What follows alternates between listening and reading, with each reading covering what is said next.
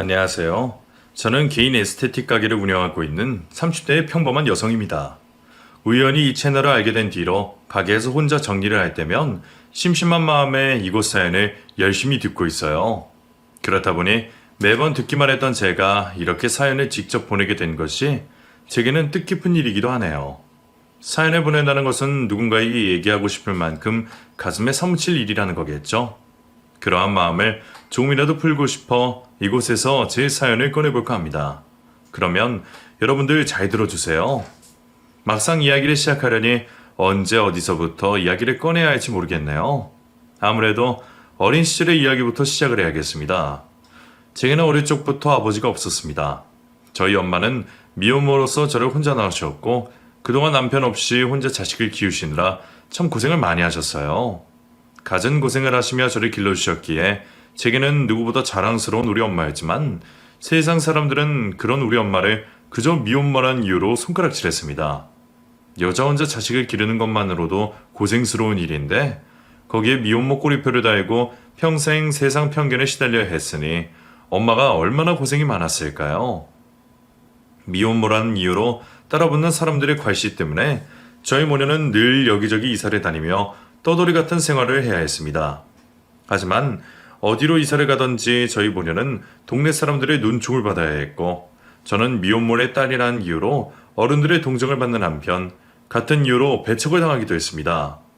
애들이 뭘 한다고 그러는지 어떤 어른들은 자기 자식이 저와 어울리는 것을 끔찍이 싫어하며 같이 놀지도 못하게 하기도 했었죠. 그런 편견과 무시를 겪으며 저는 성격이 독해질 수밖에 없었습니다.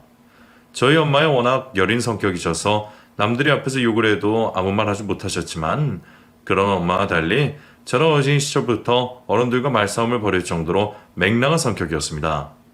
하도 억울한 일들이 많아서 그런지 그런 일 앞에서 조용히 있지를 못해 매번 대들며 악다구니를 썼고 싫은 소리 못하는 엄마를 대신하여 이유도 없이 엄마를 비난하는 어른들에게 늘 옳은 소리를 하고 다녔었죠. 어릴 적부터 그렇게 싸움닭처럼 애 어른 가릴 것 없이 맞붙으며 행동했던 덕분에 저는 나이답지 않게 변죽은 좋았습니다. 사람들 앞에서 어려움 없이 말도 잘했고 눈치도 빨랐었죠. 어려서부터 엄마 혼자 고생하는 것이 늘 가슴 아팠던 저는 어려운 형편 때문에 일찍이 학업을 포기하고 일을 시작했습니다. 어릴 적에는 참지 못하는 성격 탓에 힘든 일도 많았지만 다행히 일을 하면서부터는 괄괄한 제 성격이 도움이 되기도 했어요. 저는 제 성격과 잘 어울리는 판매직 아르바이트를 시작했습니다. 마트에서 시식 아르바이트도 하고 여기저기 행사장으로 판촉 행사도 나가보고 매장에서 화장품 판매도 했었어요. 말을 하는 건 자신이 있었던 덕분에 매출도 좋았고 그런 덕에 일찍이 사회생활에 적응을 하기도 쉬웠습니다. 하지만 언제까지 아르바이트만 할 수는 없었던 저는 안정적이고 오래 할 수 있을 만한 일을 가지고 싶었어요. 그리고 그때 당시 같이 화장품 매장에서 일하던 언니가 제게 피부 미용 일을 권하며 저는 에스테틱 일을 배우게 되었습니다. 그 언니 말로는 제가 어머니들 비위를 잘 맞추고 판매도 잘한다면서 전문 기술을 배워서 가게를 차리면 단골 손님도 많아지고 잘할 것 같다고 하더라고요. 그때까지도 그런 생각은 한 번도 해본 적 없었던 저는 그 언니의 추천으로 피부 미용을 배우게 되었습니다. 처음에는 남의 가게에서 직원으로 일을 하느라 고생이 더 많았어요. 하루 종일 서서 일을 하다 보니 몸도 힘들었고 일을 하면서도 손님들과 대화를 해야 하니 기가 빨리기도 했었죠. 말주면 좀 좋다는 사람들도 손님들 대하기는 힘들어하는 업종이다 보니 저에게도 쉬운 일은 아니었습니다. 하지만 솔직하고 변죽 좋은 성격 때문인지 다행히 저는 점점 단골 손님들이 많아졌고 그 손님들 덕분에 용기를 얻었던 저는 가게 일을 배운 지 오래 지나지 않아 열심히 모은 돈으로 제 가게를 차릴 수 있게 되었어요. 그렇게 제 가게를 오픈하게 되자 감사하게도 일하던 가게에서 저를 찾아주셨던 단골 손님들이 많이 찾아와 주셨습니다. 그 손님들이 입소문을 내어 다른 손님들도 끌어주셨고 덕분에 저는 사업 개시부터 빠르게 기반을 다지며 큰 어려움 없이 자리를 잡아갈 수 있었어요. 처음에는 혼자서 손님을 받으며 시작했던 가게에서 점점 단골 손님들이 많아지면서 직원을 두고 가게를 확장해 갔고 그렇게 작은 1인 샵에서 시작했던 제 사업은 몇 년 사이 2호점, 3호점까지 늘어나며 저는 나름대로 성공한 인생을 살게 되었습니다. 그렇게 걱정 없는 생활을 하다 보니 어릴 적부터 꿈꾸던 행복한 가정을 꾸리고 싶어졌습니다. 제 주위 사람들은 자유롭고 경제적인 걱정이 없는 제 삶을 부러워했지만 저는 그와 반대로 가족들에게 둘러싸여 있는 삶을 원하고 있었어요. 어린 시절 세상의 모진 풍파를 저와 엄마 단 둘이서만 의지한 채 살아오다 보니 힘든 일이든 기쁜 일이든 모든 감정을 같이 나눌 수 있는 가족을 절실히 바래왔습니다. 저 스스로에게 자신이 있고 능력이 있었기에 원하는 남자의 조건도 별것 없었어요.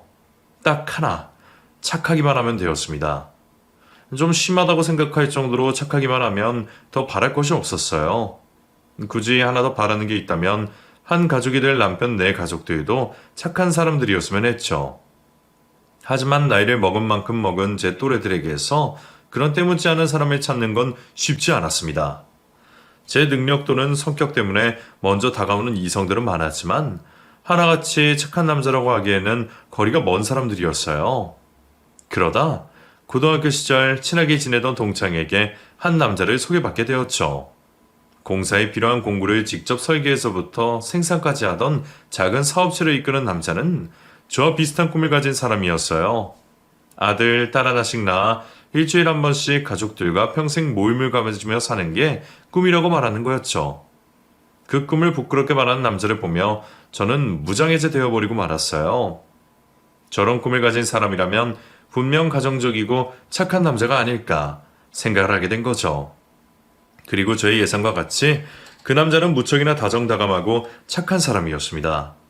불우한 사람을 보면 그냥 지나치지 못하는 남자였고 저를 위해서 무려 4년 동안이나 단 한 번도 빠짐없이 집까지 직접 데려다 준 남자였어요. 콩 한 쪽이 있다면 자신이 하나 먹은 척하고 저에게 건네줄 거라 생각이 들 만큼 남을 먼저 생각하는 사람이었죠. 그런 남자와 4년간 연애를 하면서 저 나름대로 확인에 거쳐 믿을 수 있는 남자라고 판단을 했습니다. 단순히 지금 저에게 반해서 하는 행동이 아니라 진심으로 사람 자체가 착한 사람이라는 걸 확인했던 거죠. 거기다 시댁 식구가 될 분들도 남자친구만큼이나 믿을 수 있고 좋은 사람들이었어요. 형편이 어려워 자신들 속마음에 있는 만큼 못해준다며 항상 저에게 미안해하던 시댁 가족들은 그 마음을 편지나 따뜻한 말 한마디로 전달해주는 분들이었죠. 저는 수백만 원짜리 선물보다 정성스러운 마음이 담긴 편지, 그리고 따뜻한 말 한마디가 더 좋았습니다. 그것들에 담긴 마음들은 물질적인 것과는 비교할 수 없는 값어치가 있었으니까요. 그런 남자와 시댁 가족들 때문에 저는 행복한 사람이었습니다. 그리고 그 행복을 이어가기 위해 남자와 결혼을 선택하게 되었죠. 그런데 제 주위 친구들은 제가 남자와 연애를 할 때와 달리 결혼을 선택하자 걱정을 하기 시작하더라고요. 그 이유는 차이가 너무 나는 경제적인 형편 때문이었죠. 남편 될 사람이 사업을 이끌고 있다고는 하나 아직 업계에서 두각을 내지 못하고 있었고 몇 년이 지났지만 제작한 제품을 설명하고 홍보하는 수준밖에 안 되었어요. 계속 적자만 내고 있던 회사였죠. 친구들은 제 남편 될 사람이 저와 비슷한 정도까지는 아니더라도 자기 앞가림 정도는 할 수 있는 사람이어야 한다고 했습니다. 그런데 그때는 애초에 친구들과 제가 원하는 남성상이 달라서 저를 이해 못한다고 생각했고 경제적인 여유가 있는 제가 가정에 생계를 꾸리면 된다고 생각했어요. 그래서 친구들의 우려를 못 들은 척 넘기고 결혼을 진행했죠. 그렇게 시작하게 된 결혼 생활은 너무 좋았습니다. 엄마와 살 때는 혹시 제 걱정을 하지 않을까 싶어 밖에서 고생한 일을 단 한 번도 털어놓은 적 없었는데 결혼을 하고 나니 제 고민과 투정을 받아줄 수 있는 남편이 있다는 것만으로도 힘이 되고 든든하더라고요. 남편은 자신도 일하느라 하루 종일 힘들었을 텐데 육체를 직접적으로 쓴 제가 더 힘들었을 거라며 퇴근을 하고 온 저에게 항상 마사지를 해주었습니다. 마사지를 받고 같이 TV를 보며 야식을 먹는 그 평범한 행복이 저에게는 꿈만 같았어요. 그런 행복을 주는 남편을 위해 저도 남편과 가족들에게 제 마음을 표현하고 싶었습니다. 그래서 며느리 선물이라는 핑계를 삼아 도움을 주게 되었죠. 특히 시댁에는 그 전부터 마음에 걸리던 집을 이사해 드리게 되었어요. 시부모님께 전에 살던 집이 한참 오르막길 중턱에 있는 1층 주택이었거든요. 지붕도 슬레이트로 된 집에 보온도 거의 안 되는 벽돌 집이라 보일러를 바꿔도 항상 춥고 에어컨을 켜도 더운 집이었죠. 그래서 항상 그 집이 마음에 걸렸는데 결혼을 하고 나서 괜찮은 평수대 아파트로 전세이긴 하지만 집을 옮겨드린 거죠. 그리고 항상 집에서 먼 사무실까지 출근하느라 고생하는 남편에게 서울에 있는 널찍하고 위치 좋은 사무실도 구해다 주었어요. 이왕이면 확실하게 사무실 월세까지 제가 대주로 구했는데 그것까지는 차마 도움을 받을 수 없다며 남편이 월세를 내겠다고 했습니다. 무엇을 바라고 하는 행동은 아니었는데 시댁 가족들과 남편은 제가 해준 것에 대해 감사하다며 저를 애지중지 대해주었고 저는 그게 더 감사하여 가족들에게 더 잘하게 되었죠. 멀리서 보면 이렇게 행복한 가족이 있을까 싶을 정도로 우리는 서로가 서로를 생각해주며 행복하게 지냈습니다. 저는 어렸을 때부터 그토록 바래왔던 가족의 모습이기 때문에 매일 반복되는 일상일지라도 이 모습들이 너무나도 소중했고 감사했어요. 그런데 가족들은 그 익숙함에 젖어 제가 하는 것들 모두를 당연하게 생각했고 나중에는 더해주지 못하는 것에 불만을 섞인 말들을 하기 시작했죠. 그 시작은 제가 전세를 구해준 집에서부터 시작되었어요. 가게에서 일을 하고 있는데 시댁에서 화장실 누수가 생긴 것 같다며 제게 연락이 왔고 제가 집주인분에게 그 일로 연락을 드리게 되었죠. 당연히 집주인분께서는 자신이 수리를 해야 하는 일이라며 말해주셨고 실례가 되지 않는다면 수리하는 날 집으로 오셔서 공사 현장을 직접 확인하고 싶다고 말씀하시더라고요. 저도 그게 맞는 것 같아 시댁 가족들에게 설명을 했고 수리를 의뢰한 업체에서 공사 견적을 보러 오는 날 저도 집주인분과 같이 시댁에 방문하게 되었죠. 처음에는 서로 불편한 일이 생기게 되었다며 서로를 신경 써주는 이야기로 화기애애했는데 갑자기 집주인분께서 집 이곳저곳을 확인하시면서 다니시더라고요. 그러더니 점점과는 다른 목소리로 저에게 말씀을 하시는 거예요. 근데 제가 이 집 이사 오실 때 집 건드릴 일 있으면 저에게 말씀 좀 해달라고 하지 않았나요? 어떻게 2년밖에 안 지났는데 집이 이렇게 달라질 수가 있어요. 타일 깨진 거며 못자국에 옵선이로 되어 있는 것들도 죄다 망가져 있는데 이러시면 계약 위반인 거 모르세요? 네? 그게 무슨... 혹시나 이런 일이 있을까봐 제가 이렇게 이사 오는 아침에 사진도 전부 다 찍어놨는데 시치미를 떼실 거예요? 여기요. 여기 영상들과 사진 좀 보세요. 제가 수리하고 바꿔야 하는 소모품이면 모르겠는데 이건 파손이잖아요. 제가 시어머니 되신 분에게 그렇게 당부했는데 저희가 이 집 전세로 놓기 전에 전부 새로 리모델링 했다고 말씀드렸잖아요. 그런데 이렇게 하시면 어떡해요? 저도 시댁에 자주 왔다 갔다 하면서 눈치를 못 채고 있었는데 집주인분께서 내미시는 사진과 영상을 보니 좀 심하긴 하더라고요. 민망한 상황에 얼굴이 붉어져 제가 집주인분께 죄송하다 여러 번 사과를 하고 있는데 시부모님께서는 그게 뭐 잘못한 일이냐며 되려 성을 내셨습니다. 사람 사는 집이 모델하우스도 아니고 어떻게 그대로 하고 살아요? 못도 박을 수도 있고 필요하면 구멍도 좀 낼 수 있는 거지. 이 정도 아파트에 전세 주고 다른 곳에 살 정도면 살만한 사람인데 겨우 이런 거 하나 못 봐줍니까? 정말 너무하네.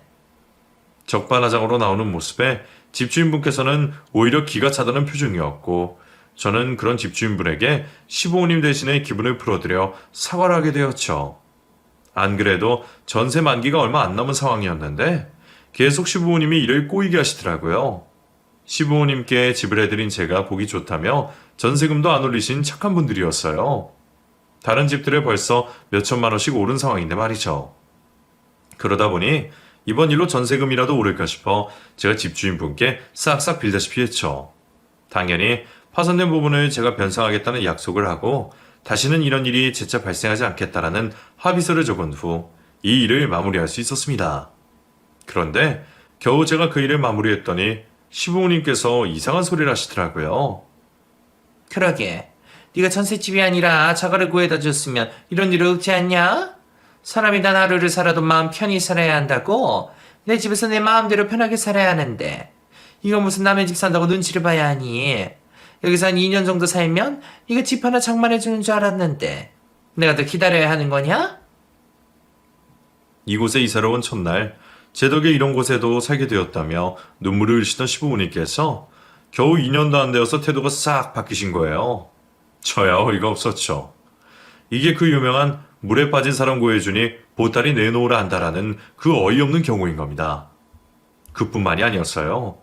공사 당일 공사를 맡아 해주시는 인부분들에게 잘 좀 부탁한다는 의미로 음식들을 싸가지고 시댁에 찾아갔는데 이웃 주민들 여러 명이 시댁에 열린 현관문 앞에 서 있는 겁니다. 무슨 일인가 싶었는데 평소에 얼마나 밤낮 없이 시끄럽게 한 건지 이웃 주민들의 항의를 한 건가 했어요.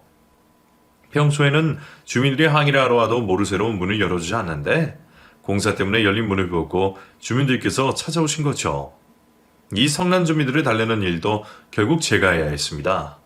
제 딴에는 시부모님 두 분이 생활하시기 편하시라고 구한 아파트였는데 공동주택의 개념을 아예 이해를 못하시더라고요. 괜히 아파트를 구해다 줬다 싶었습니다. 그런데 변한 사람은 시부모님뿐만이 아니었어요. 남편도 그 사이 꽤나 많이 변해 있었죠. 언제부터인가 남편은 제게 말도 없이 제 차를 끌고 다녔고 통장에 돈도 마음대로 가져다가 쓰고는 했죠. 부부 사이에 그게 큰 일 아니었지만 요즘 같은 세상에 간단하게 휴대폰으로 메시지 한 번 하면 되는 일을 가지고 말도 없이 쓰는 게 기분 나쁘더라고요. 아무리 생각해도 이건 좀 아니다 싶었습니다. 이쯤에서 가족들에게 한마디 해야 되겠더라고요. 또 제 성격이 뱅뱅 돌려서 조심스럽게 이야기하는 스타일이 아니다 보니 대놓고 아니다 싶은 행동을 직설적으로 말하게 되었죠. 우리 가족분들 지금 뭔가 단단히 착각하고 계신 것 같은데 제가 가족들에게 하는 것들 당연한 거 아닙니다. 저도 깨진 항아리 물 채워넣는 바보 아니에요. 근데 요즘 보면 가족들 전부 저한테 너무들 하시는 것 같아요. 시부모님께서는 제게 집을 해달라고 하시고 남편은 매번 사업자금 도움을 받으면서 점점 고맙다라는 그 쉬운 말 하나 해주지 않네요? 내가 이 시집안을 위해서만 뛰는 경주만은 아니잖아요. 다들 너무 익숙해진 것 같은데 우리 서로가 서로에게 해주는 것에 감사해야 하자고요. 네? 그나마 이것도 제 사랑하는 가족들이니까 단어 선택이나 말투를 조심스럽게 한 거였습니다. 그렇게라도 제가 말을 하니 가족들이 정신을 차리는 것 같더라고요. 근데 또 너무 기죽어 하는 거예요. 시부모님이나 남편이나 제 눈치를 엄청 보면서 사람 불편하게 하니 이게 또 다른 식으로 사람 돌게 하더라고요. 결국 가족들이 제 눈치를 보는 모습에 마음이 약해진 제가 다시 가족들 길을 세워주려고 쇼를 하게 되었죠. 저 역시도 그러한 상황 자체가 스트레스로 다가왔습니다. 다 큰 성인들을 데리고 마치 어린애들 가르치듯 혼내고 달래주고 또 혼내고 달래주고 하는 이 상황이요. 3호점까지 되는 가게들을 전부 신경 쓰는 일도 바빠 죽겠는데 나머지 가족들이 하나하나 신경 쓰는 게 쉬운 일은 아니잖아요. 거기다 말하고 돌아서면 또 같은 민폐와 사고를 치는 시댁 가족들 때문에 정말 마음 편한 날이 하루가 없었습니다. 그러면 남편이라도 제 힘든 상황을 이해해주고 말이라도 예쁘게 해주면 좋을 텐데 자기가 어설퍼서 잘 풀리지 않는 사업을 가지고 저한테 징징거리더라고요. 샵에서 늦게 온다더니 일찍 왔네? 요즘에 신경 쓰는 게 많아서 그런지 머리가 지끈거려서 직원들한테 마무리 맡기고 왔어. 그런데 당신도 거래처 때문에 늦게 온다고 하더니 벌써 와 있었네? 저녁을 챙겨 먹었어? 뭐 대충. 근데 나 이 일 이제 그만둘까 봐. 왜 또 그런 말을 해? 내 얘기 좀 들어봐. 실은 오늘 거래처 사장님이랑 만나서 우리 물건 좀 더 받아달라 말하려고 만든 자료란 말이야. 그래서 내가 선수 괜찮은 일식집까지 예약해놓고 있었는데 갑자기 약속을 취소해버리잖아. 자기네 쪽에 물건 넘겨준 큰 회사에서 만나자고 했다고. 아무리 본사 책임자가 만나자고 하더라도 나랑 선녀가 한참 전에 먼저 있으면 거절을 해야지. 그쪽을 먼저 만나는 게 어디 있어? 내가 이런 대접까지 받으면서 사업을 해야 해? 내가 사업하는 사람이지 세일즈하는 사람은 아니잖아. 내가 생각했던 사업가라는 상상과 너무 달라. 명함만 대표라고 박아놨지 대접받는 건 하나도 없다고. 그 사람도 취소시키고 싶어서 약속을 취소했겠어? 만나는 사람이 본사 책임자라고 했지? 그러면 당신이 거래처 사장한테 잘 보이려고 한 것처럼 그 사장님도 당신과 똑같은 마음이겠지. 그리고 사업가가 결국에는 세일즈맨과 다르게 뭐가 있어. 내 물건이 뛰어나도 사람들이 그걸 모르면 써달라고 부탁하고 다니는 게 당연한 거지. 나중에 당신 업체가 유명해져도 다른 회사들과 경쟁하려면 또 똑같지 않겠어? 물론 그때야 당신이 부탁하는 게 아니고 밑에 직원이 부탁을 하겠지만 그런 생각으로 사업을 어떻게 하려고 해? 그러니까 나 이제 사업 그냥 안 하려고. 이게 하다 보니까 내 적성과 맞지 않다는 걸 이제 알았어. 뭐? 내가 지금 그만두라고 그 말을 했어? 그런 것도 다 참고 견뎌서 정신 차리고 열심히 하라는 소리 아냐. 그냥 나 당신 셔터맨 같은 거 하면 안 돼? 아니면 나 이런 사업 말고 당신이 하는 것처럼 장사 같은 거 해볼까 하는데. 장사는 당신이 하는 사업보다 쉬울 것 같아? 당신이 하는 것보다 더 힘든 게 장사야. 그래도 당신은 양복 입은 사람들이랑 손익 계산하면서 서류 보고 대화하지만 이쪽은 말도 안 통하는 사람들이랑 입씨름해야 하는 일이 빈번하다고. 장사하면 정말 별의별 사람들 만나는 거 내가 예로 몇 번 이야기해준 거 기억 안 나? 나도 알아. 근데 마음가짐이 다르잖아. 그래서 할 수 있을 것 같다고. 그래, 한다고 치자. 그럼 그 장사는 무슨 돈으로 할 건데? 당신 지금 사무실 보증금도 아직 나한테 못 갚은 건 알지? 부부 사이에 내 돈, 네 돈 따지는 건 너무한 거 아니야? 만약에 장사하기로 하면 나도 사업 정리하면서 돈 마련해보긴 할 텐데 부족하면 당신이 좀 도움을 줘야지. 내가 어떤 식으로든 잘 되어야 당신한테 빌린 돈도 전부 갚을 거 아니야. 그러니까 투자라고 생각하고 나 좀 도와줘. 어줍잖은 말을 하지도 말어. 그냥 지금 당신 하던 사업 죽이 되던 밥이 되던 끝까지 해. 지금까지 고생하면서 해온 사업을 좀 힘들다고 갈아엎는 게 말이 된다고 생각해? 조용히 하고 당신 하는 일로 잘 될 생각이나 해. 그러면 사업하는데 투자 좀 해주든가. 당신 말한 것처럼 사업으로 잘 해볼 테니까 조금만 더 도와줘. 말도 안 되는 소리 그만하라니까? 내가 애를 키워? 뭘 맨날 도와달라고 해? 애들도 성인 되면 알았을 때 자기 앞가림 정도는 해. 제발 나한테 도움받을 생각 좀 하지 말고 당신이 알아서 해결하란 말이야. 시댁이나 당신이나 나한테만 의지하는 거 너무하지 않아? 당신 앞으로 정신 차리고 사업해. 계속 이런 식으로 하면 내가 빌려준 돈 다 내놓으라고 하는 수가 있어. 그 뒤로 1시간 정도 어린아이 혼을 내듯 남편에게 잔소리를 하게 되었습니다. 남편도 자기가 잘한 게 없으니 아무 말도 하지 못하고 제 말만 듣고 있었죠. 그렇게 한바탕 혼을 내고 난 뒤에는 며칠 동안 잠잠하더라고요. 아니, 잠잠한 걸 넘어서 불이 잔뜩 죽었는지 집에 돌아와서도 말 한마디가 없었죠. 또 마음이 약해져서 남편에게 다독일까 싶다가도 계속해서 이러다간 끝이 없을 것 같았습니다. 이번에야말로 남편이 정신을 똑바로 차리도록 본때를 보여줘야 한다고 생각했죠. 그래서 저도 남편의 풀죽은 모습을 알면서도 모른 척하며 무시했어요. 그랬더니 효과가 좀 있는 건지 주말에도 사무실을 나가서 일을 열중하는 모습을 보이더라고요. 그렇게 남편에 대해 화가 나 있던 제 마음도 풀어지고 있을 때였습니다. 가게 일을 마치고 늦은 저녁이 되어서 집에 돌아왔는데 아직 남편이 퇴근을 안 했더라고요. 그때까지만 해도 열심히 일을 하고 있구나 싶었고 집으로 돌아올 남편에게 제가 먼저 화해의 손을 내밀려고 했죠. 그런데 남편에게 전화 한 통이 오는 겁니다. 무슨 일인가 싶어서 전화를 받았는데 남편이 울면서 전화를 하더라고요. 여보, 나 이제 망했어. 이제 다 끝났다고. 당신 울어? 그리고 뭐가 망했다는 거야? 당신 지금 어디야? 내가 거기로 갈게. 사무실이야? 내가 힘들다고 했잖아. 이번에는 진짜 투정 아니라고 했잖아. 내가 겨우 거래처 사장이랑 약속해줬다고 당신에게 투덜거린 것 같아? 회사 상황이 좋지 못하니까 그 별것 아닌 약속도 나한테는 엄청나게 중요해서 말한 거야. 솔직하게 말하면 당신이 너무 걱정할까봐.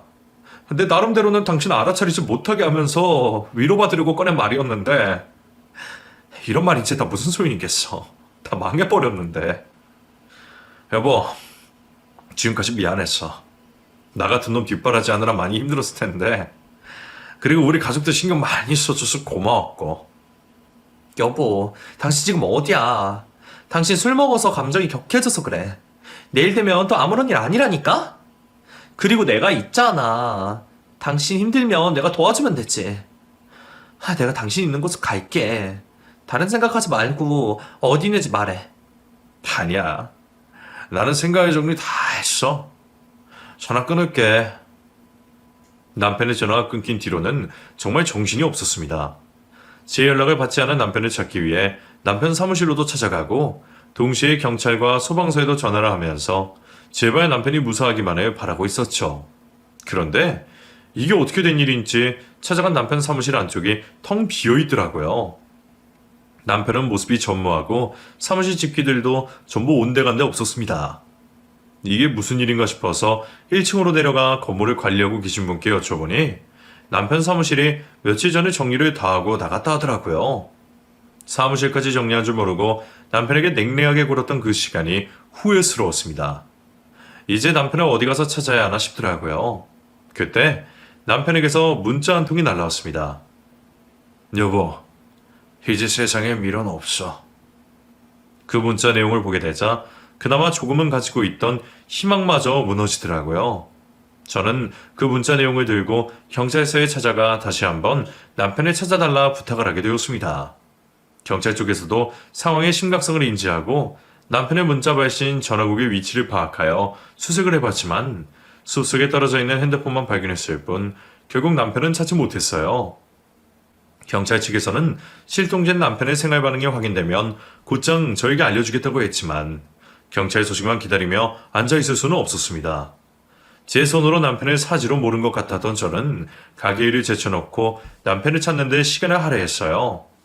남편의 주위 지인들에게 평소 자주 가던 곳과 추억이 깃든 곳들을 묻고 찾아다니며 모든 시간을 쏟아부었습니다.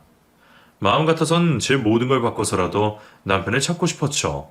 하지만 남편의 흔적은 그 어디에도 있지 않았습니다. 시간이 점점 흐를수록 남편을 찾을 수 있을 거란 희망은 줄어들었습니다. 인정하기 싫었지만 남편이 스스로 극단적인 선택을 했다고 생각을 할 수밖에 없었어요. 시댁에서도 이미 남편이 죽었을 거라고 생각했고 저를 남편 죽인 년으로 생각하며 저를 원망하고 있었습니다. 그래, 네 손으로 남편 죽이니까 이제 좀 속이 시원하냐? 네가 뭘 그렇게 잘났다가 남편 기를 죽이고 혼수를 둬? 그렇게 잘났으면 네 남편 마음이나 좀 미리 읽지. 왜 그건 몰라서? 우리 아들 구천을 떠돌게 하냔 말이다. 이년아, 우리 아들 살려내라. 우리 아들 살려내라고 이 남편 잡아먹은 년아. 저 스스로도 제 잘못을 알았기에 제 탓을 하는 시부모님께 어떠한 말도 할 수가 없었어요. 그저 주인처럼 머리를 숙이고 잘못했다는 말만 되뇌고 있었죠. 그 시간 동안 저는 남편을 사지로 몰아넣은 죄인으로 매일을 살았습니다. 그쯤 되니 남편이 살아있을 거란 생각은 할 수도 없었고 뒤늦게라도 남편의 시신만 수습했으면 싶었습니다. 그래서 남편의 시신을 찾았다는 경찰의 연락을 기다리며 슬픔에 빠진 나날들을 보내고 있었죠. 밖을 나가면 사람들의 평범한 행동과 시선들 모두가 저를 탓하는 듯 했습니다. 그래서 밖으로 나가지도 못한 채 집 안에서만 지내게 되었죠. 조용한 집안에 있으면 저를 원망하는 남편의 목소리가 들리는 것 같아 미칠 것 같았고 그래서 눈에 들어오지도 않는 TV를 24시간 내내 틀어놓고 생활했어요. 생활이라고 해도 그저 하염없이 남편 사진을 보며 울고 잘못을 구하는 행동만 했지만요. 그날도 멍하니 소파에 앉아 앞만 바라보고 있었습니다. 그러다 갑자기 바뀐 뉴스 속보로 인해서 제 눈의 시선이 TV 속으로 향하게 되었어요. 그런데 그 뉴스 속보 속에 남편인 듯한 남자가 나오는 겁니다. 짧은 시간이었지만 분명 TV 속 남자는 제 남편이 맞았어요. 너무 놀랐던 저는 소파에서 뛰어내려가 TV 가까이 가게 되었죠. 하지만 이미 화면은 넘어간 이유였습니다. 다시 확인할 수 있는 방법이 있나 찾다 해당 뉴스 홈페이지에서 다시 보기를 할 수 있다는 걸 알게 되었죠. 곧바로 들어가 보았지만 당일 영상이 올라오는데 시간이 좀 걸리더라고요. 그 기다리는 시간이 마치 몇 년처럼 느껴졌습니다. 그 긴 시간을 기다린 저는 마침내 영상을 확인할 수 있었고 남편으로 추정되는 남자가 나오는 장면을 멈춰놓고 확인을 하게 되었죠. 분명 남편이었습니다. 닮은 사람도 아니고 얼굴과 목에 있는 점까지 정확히 일치하는 남편이었어요. 그런데 그 상황이 너무 어이가 없어서 실수가 터지더라고요. 그때 제 감정을 말로 하자면 뭐야, 겨우 이 짓거리 하려고 죽은죽을 하는 거야? 였습니다. 그 이유는 영상 속 남편 곁에 다정하게 있는 여자 때문이었어요. 그 여자, 제가 본 적 있는 여자였거든요. 며칠 전에 남편 실종 관련으로 통화까지 한 그 여자는 남편 회사의 직원이었습니다. 분명 며칠 전까지만 해도 남편의 행방을 알지 못한다며 제게 위로를 건네던 여자인데 영상 속에는 제 남편과 아주 다정하게 여름 휴가를 보내는 모습이더라고요. 그 모습에 실수가 터져 나왔고 나중에는 미친 여자처럼 빈집에서 혼자 깔깔거리며 웃었습니다. 한참을 웃고 있다 갑자기 화가 확 솟구쳐 올랐어요. 지금까지 저 딴 놈 때문에 내 소중한 시간과 감정을 소비했다고 하니 당장 잡아 때려 죽이고 싶더라고요. 얼마나 화가 나던지 깜깜한 밤임에도 불구하고 곧장 두 년놈이 있는 곳을 향해 출발하게 되었죠. 그렇게 새벽이 되어서 두 사람이 지켰던 해수욕장에 찾아오게 되었습니다. 태풍이 근접했는지 제 마음처럼 바다가 요동을 치고 있더라고요. 우선은 근처의 숙소를 잡고 다음 날부터 두 사람을 찾기로 했죠. 참을 수 없는 분노로 밤을 꼬박 세운 저는 오후가 되어 태풍이 그 지역을 지나가고 난 뒤 남편을 찾아다니기 시작했습니다. 그러다 한 식당에서 다정하게 붙어 앉아있는 두 사람을 발견하게 되었죠. 뭐가 그렇게 즐거운지 다정하게 웃고 즐기던 두 사람은 식당 문 앞에 있는 저를 보곤 마치 못 볼 것이라도 본 것처럼 화들짝 놀랐습니다. 저는 아무 말도 하지 않고 가게 밖에서 손가락만 까딱거렸어요. 다른 사람에게 피해주지 않게 밖으로 나오라는 거였죠. 어찌해야 할지 모르던 남편은 꼴에 자기도 남자라고 옆에 있던 여를 안심시킨 뒤 혼자 밖으로 나오더라고요. 그 모습에 더 열받았던 저는 남편이 저에게 말을 꺼내자마자 머리통을 후려 갈겼습니다. 여보, 그러니까 내가 다 이 미친놈 봐라. 네가 나한테 잘못했습니다 빼고 할 말이 있어? 여보. 야, 내가 왜 네 여보인데. 너 내가 지금까지 남편이라고 봐줬더니 날 아주 물로 보는구나. 내가 너 같은 놈이 이혼해달라고 하면 죽고 못 살아서 안 해줄 것 같았어? 이렇게 더럽고 치사한 방법 말고 그냥 이혼해달라고 했으면 될 거 아냐. 그러면 나도 내 시간, 감정 쓸데없이 낭비 안 했을 거고. 너 내가 당하고만 못 사는 거 알고 있지? 그러니까 잔말 말고 내가 낭비하는 것들만큼 맞자, 알았지? 여보, 내가 잘못했어. 내가 잘못했다고. 이러다가 당신 경찰에 잡혀가. 남편은 이미 극도로 흥분되어 있는 저를 말려보려고 했지만 아무 소용없었습니다. 남편을 찾아낸 후로 다른 것들은 신경도 쓰지 않고 있었거든요. 저는 손에 잡힌 셔터봉을 가지고 남편을 사정없이 때리기 시작했습니다. 뒤늦게 남편을 구해보겠다고 식당 안에 있던 여자도 밖으로 나왔지만 자기 맞을 매만 보는 일이었죠. 고맙게도 제 이야기를 들었는지 식당 주인분들 비롯해 주변에 몰려든 사람들 모두 저를 말리지도 않고 지켜만 봐주었습니다. 그렇게 한참 동안 봉으로 두 사람을 후려치던 저를 식당 주인분께서 겨우 말리시며 소동이 일단락 되었죠. 아유, 아줌마 이제 됐어요. 그만해요. 이러다 아줌마만 손해봐. 이제 법적으로 해결하면 돼. 그러니 그만해요. 야, 너희 년놈들 모두 오늘 나한테 맞은 거 그대로 경찰에 일러 바쳐라. 그래야 나도 중간에 마음 고쳐먹지 않고 너희 년놈들 손톱만한 잘못도 다 묻지. 내가 너희 두 사람에게 앞으로 지옥을 선물해 줄게. 두고 봐. 특수폭행이 되었든 폭행이 되었든 간에 아무 상관없었습니다.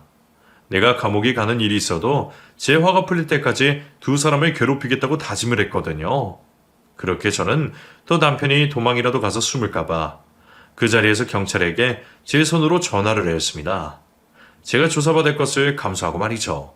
그런데 처벌을 원하는 여자와 달리 남편은 자기 안위가 걱정되었는지 식당 밖에서 있었던 일을 말하지 않더라고요. 오히려 여자가 말을 꺼내려고 하니까 입을 막고 있었죠. 그렇다고 봐줄 죄가 아니었습니다. 남편을 찾고 나서 저는 바로 이혼 소송을 하게 되었어요. 그리고는 제가 남편에게 돈을 빌려줄 때마다 작성했던 차용증을 내미게 되었죠. 요즘에는 교도소 가는 것보다 돈으로 혼을 나는 게 가장 무섭다고 하던데 그 말이 딱 맞나 봅니다. 남편은 제발 조금만 봐달라면서 별짓을 다 하더라고요. 웃기는 소리였죠. 지금 와서 별난리를 다 피면서 빌 거면 애초에 잘못한 짓을 하지 말았어야 했어요. 그래서 조금도 봐주지 않고 지금까지 돈을 받아내고 있었죠. 처음에는 돈을 안 깎겠다고 버텼는데 제가 채무로 인한 강제 집행을 걸어버리면서 남편이 경제활동을 아무것도 할 수가 없게 된 거죠. 그제서야 자기가 성실하게 빚을 갚겠다고 했고 지금도 남편의 통장에 돈이 들어올 때마다 족족 그 돈들을 가지고 가고 있습니다. 그리고 제 명의로 계약한 전세집에서 살고 있던 시댁 가족들은 남편에게 이혼 소송을 하게 된 날 바로 내쫓아버렸어요. 그것도 지금까지 가족이란 이유로 말하지 못했던 속내까지 속 시원하게 다 말하면서 말이죠. 선영아, 아무리 영호가 잘못을 했다고 하지만 우리 가족으로 함께 지낸 정도 있는데 이렇게 준비도 없이 내쫓으면 어떡하니? 정이요? 제가 이 집 사람들 때문에 고생한 걸 정이라고 표현하세요? 결혼 초 빼면 저에게 고마워하지도 않고 저에게 맡겨놓은 것처럼 저를 이용해놓고 그렇게 말씀하시면 안 되죠. 이 집만 해도 내가 여기 사람들 때문에 얼마나 난처했는 줄 몰라요? 멀쩡한 집 망가뜨려놔서 내가 주인 집 사람에게 용서 구하고 이웃들에게 대신 사과하다는 건 뭔데요? 그리고 최근에 제가 이 집에 뭐 하나라도 갖다 주면서 좋은 말 들은 적이 있어요? 맨날 그놈의 불평불만. 그렇게 내가 해주는 게 불만이면 당신들이 능력 있어서 알아서들 잘하던가. 거지처럼 사는 사람들 사람처럼 살게 해줬더니 양반되게 해달라고 더 난리야. 나 당신들처럼 염치도 없고 능력도 없는 사람들이 너무 싫어. 당신들 때문에 괜한 편견 생길 것 같아서 더 싫다고. 그래서 더는 상대하고 싶지도 않아. 나도 더러워지는 것 같아서. 그러니까 나가라고. 내가 돈 주고 빌린 전셋집이니까 당장 나가라고. 이렇게 시댁 가족들과도 깨끗하게 털어내버렸습니다. 정말 징글징글한 사람들이었어요. 그래서 이러한 사람들과 헤어진 것에 후회 하나 남지 않더라고요. 물론 그 전의 시간들은 너무 아까웠지만 말이죠. 되돌릴 수 없는 그 시간들만큼은 너무도 후회되어서 그런지 저 스스로를 다시 돌아보게 되었습니다. 몇 번이고 확인에 거쳐도 그러한 사람들인 줄 모를 수 있었지만 혹시 불우한 어린 시절에 생긴 행복한 가정에 대한 열망 때문에 이런 일을 겪게 된 건 아닌가 생각하게 되었죠. 앞으로 결혼을 할지 안 할지 모르는 일이었기에 다시 같은 실수를 반복하지 않으려고 했던 저는 더 이상 행복한 가정에 대한 열망을 하지 않기로 했었죠. 그런 상상과 열망보다는 지금 제 곁에 있는 엄마와 행복하게 지내는 게 우선이라고 생각했어요. 그래서 이제는 엄마와 무엇이든 같이 하며 행복한 생활을 하고 있죠. 이번 추석 명절 또한 저는 엄마와 미리 계획한 여행을 떠나기로 했어요. 남들과는 조금 다른 방식의 행복한 제 삶이 아직까지 만족스럽기만 하네요. 그럼 어떠한 방식이든 이번 추석 명절 여기 있는 여러분 모두 다 행복한 시간 보내시길 바라겠고 저는 이만 글을 마치도록 할게요. 이야기 들어주셔서 감사합니다.